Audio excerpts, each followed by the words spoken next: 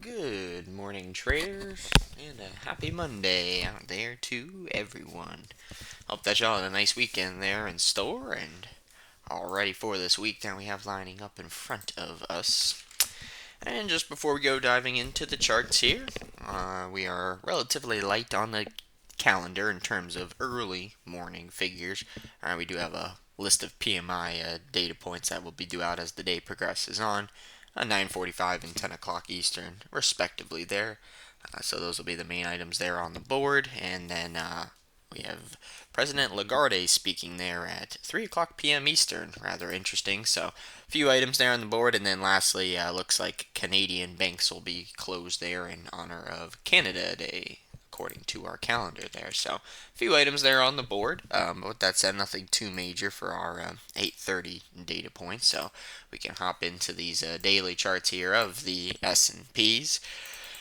Right, start to blow it up so we can also note as to what we had unfolding in the overnight session. Relatively contained Globex range, nice easy 20 points, 55.41 being the overnight high and 55.21 respectively being the overnight low. So trading nicely inside of the previous day's bar currently. Our previous day's high and low, relatively well built out. We had an outside range as we well know on Friday, so the 85 when we had just fallen a couple points shy on making the new high test.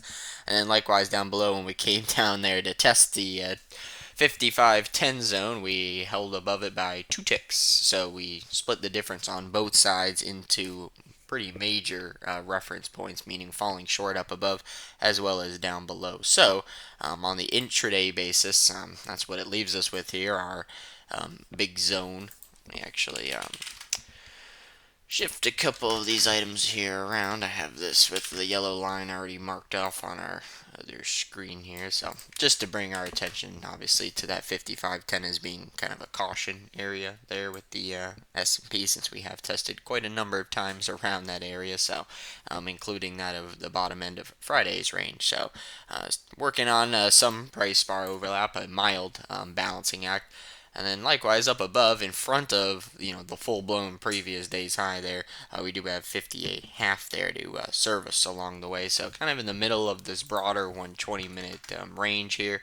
If we were to come in here and look at the hourly chart, the main thing that would stick out to us here on the hourlies is that we've had this nice continuation pattern working on unfolding. We've only been able to get a partial retest back down. So along the way as well, this would kind of be a mild U-turn zone. It's not as pertinent of a data point, but this 55.41 that would be a little mild zone of interest there to keep tabs on. So we'll put that with the dotted line there just to indicate that it's not necessarily a primary data point, but could serve as a zone of interest along the way. So that's what we're coming into the session with here on the S&Ps. We can see on that far left hand side the initial extension that we had, right? We've come down, tested 1, 2, 3 separate times into that area, and then if we include that data point from Friday, that would be a fourth test into the zone. So holding the line just for now as far as the ES goes, but do think that hourly and 120 minute provides us a nice visual to work with there in the case of our S&P. All right, coming over here to the DAX future for comparison. All right, not really getting too far going there. We also came into, or are coming into the session rather, in balance with that of the DAX. So we've had some mild extension going on overnight in terms of low to high. If we look over to that left-hand side, though, we're still dealing with these two very heavy high to low bars that we had put in originally with that of the DAX. That shows up much more visibly here on the 120-minute display.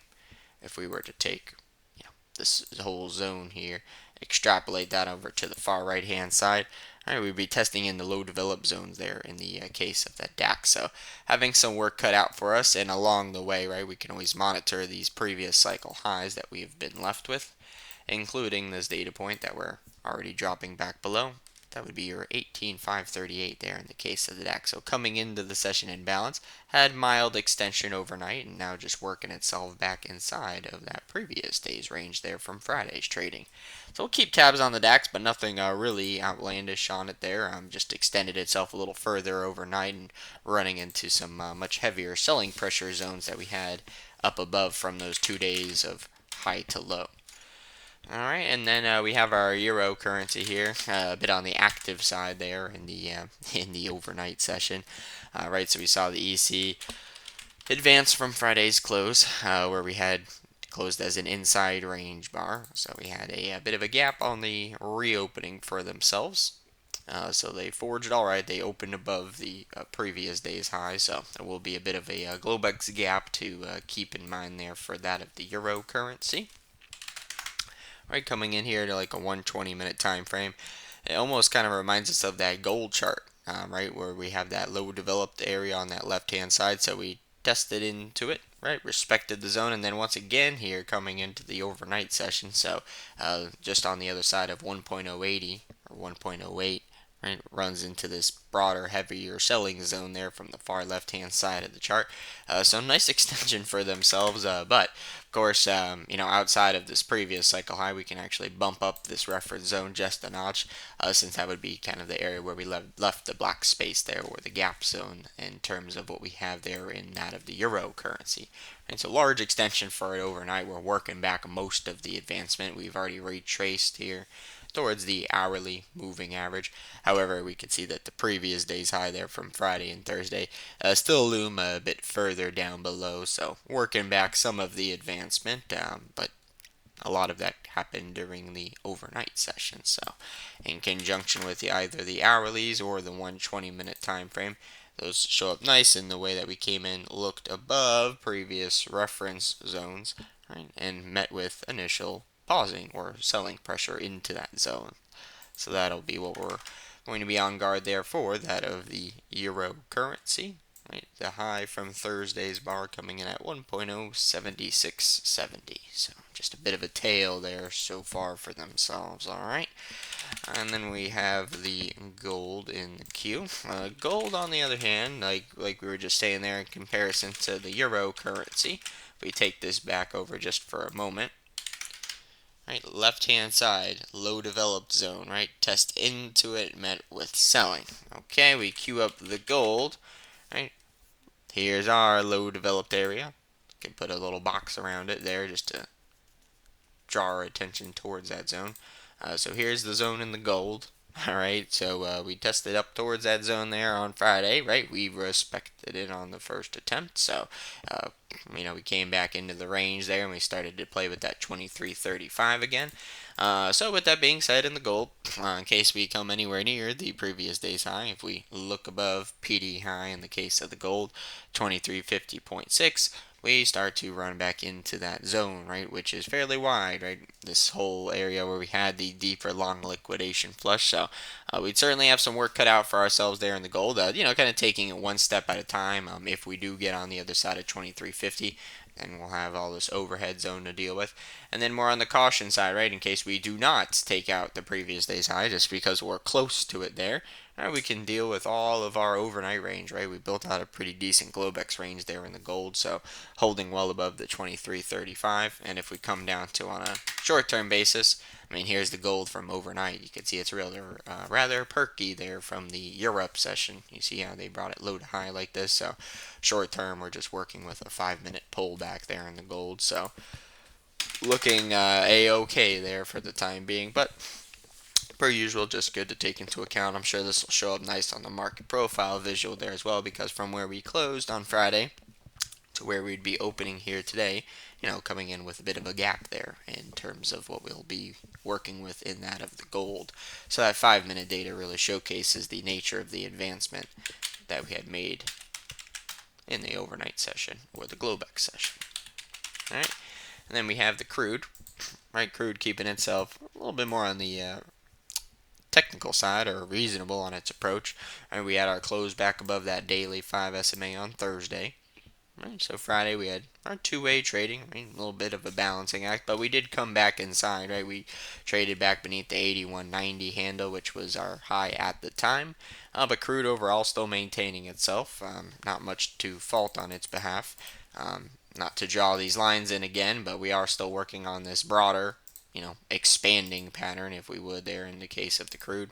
depending on how you want to draw in the trend lines, it's across these cycle highs. We already went through the expanding pattern lows, so we're still behaving quite well in the crude. We could see our upper Keltner channel boundaries still coming at higher prices, but suffice to say the daily chart's intact. 81.39, 81.40 is the daily 5 SMA, but trading well inside of yesterday's range, or rather, should say Friday's data, but pretty decent sized bar, 82.72, right?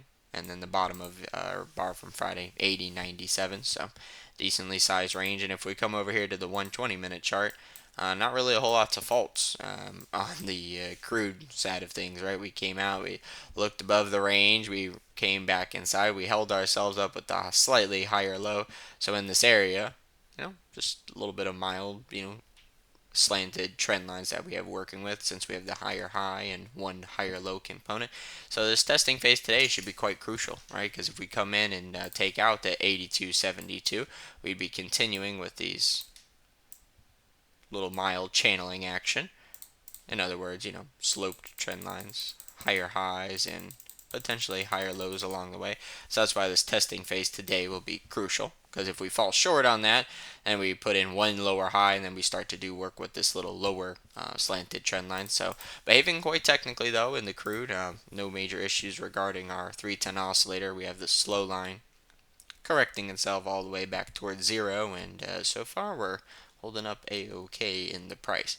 Coming back beneath 81.90, however, starts to put us back inside this price bar overlap in range bound area. If you put a box around it, it'll show up as a little bit more pertinent. So here's our trading range that we had built out there in that of the crude. So touched back into the core middle of it, respected the zone, and now we're just dealing with the rest of the range of the bar from Friday, that of the crude. And then lastly here we have the bonds, which are substantial here, right? We were noting there on the last day of the month, right? They had a very sneaky break there at the end of the day, right? We were watching the caution zone there with that of the bonds. Right at the time, we've already blown well through it, right? We took it out there on Friday.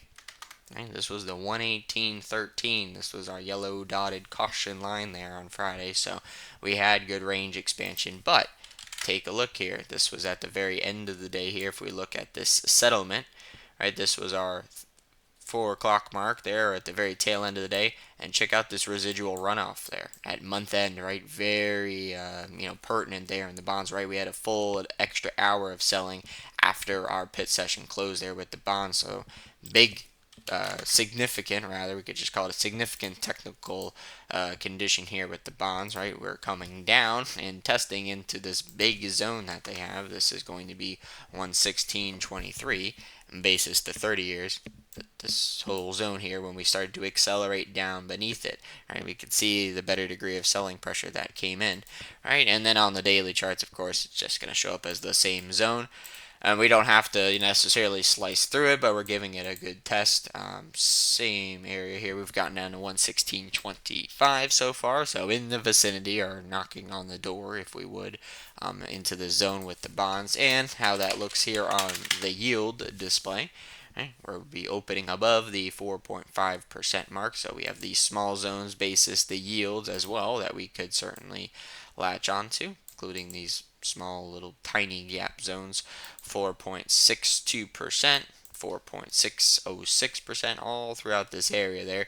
Just flipping the bond chart essentially on its head, right? Yields are going to be mostly inverse, but since we have unleashed ourselves in a pretty extreme way there with these bonds, it's good to know what we have going on there with the yields, right, as well. And then you come in here and take a look at the 10-year notes for comparison, TY, right, we're a little further away from our points of interest, right, we're peeling down indeed, and we did as well take out the caution zone in the 10-year notes, however, just a bit more stretched away from the major pertinent point of 109, just call it 109 even there in the case of the 10s. So rocking and rolling though there with those bonds, so ones that we definitely want to keep track on there today. And with that said, we're gonna get our charts back up here and adjusted. Let's see what we got lining up here for this session in front of us, right? And once again, no major morning data points that we'd be overly concerned with. So we'll bring over those daily charts back over here on that bottom left. We got the DAX on the top left, and then our S&Ps with this hourly structure still well defined over here on that middle hand chart. So plenty of time for everything to get settled in, run their courses, and short term just on our Keltner channel board. Interestingly, even though we have that Canadian bank holiday out there today, the CD alongside with the Aussie and the yen are outside their lower Keltner channel boundaries on the 5-minute chart, alongside the 30 years and the 10 years. So those are the bigger movers, if we would, in terms of progress off of the 8 a.m. reading.